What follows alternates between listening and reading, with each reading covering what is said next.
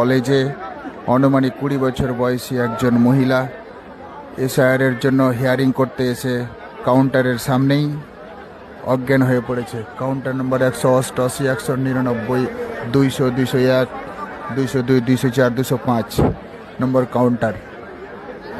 গ্রাম পঞ্চায়েত হচ্ছে কালিয়াচক 1 নম্বর গ্রাম পঞ্চায়েতের অধীনস্থ এলাকা থেকে এসছেন ওই মহিলার বাড়ির লোক সবাই কিন্তু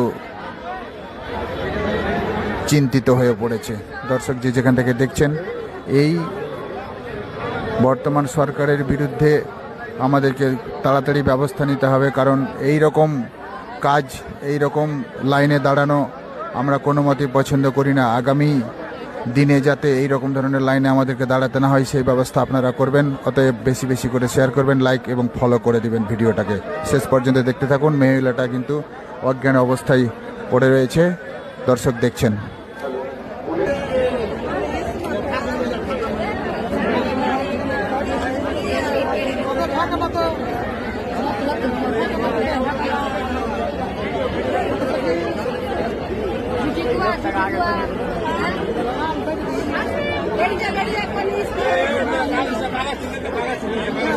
একটি বাচ্চা ছেলে তার মায়ের কাছ থেকে ছুটে গেছে, একটি বাচ্চা ছেলে তার মায়ের কাছ থেকে ছুটে গেছে।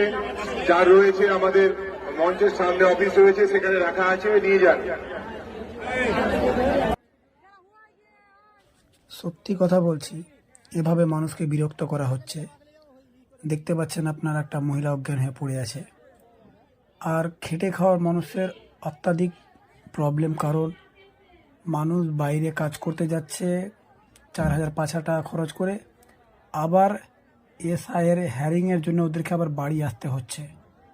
তো এটা একদম মানুষকে কিন্তু বিরক্ত করা হচ্ছে, কারণ খেটে খাওয়া মানুষের অনেক অসুবিধা। ভিডিওটা আপনারা সবাই বেশি বেশি শেয়ার করবেন।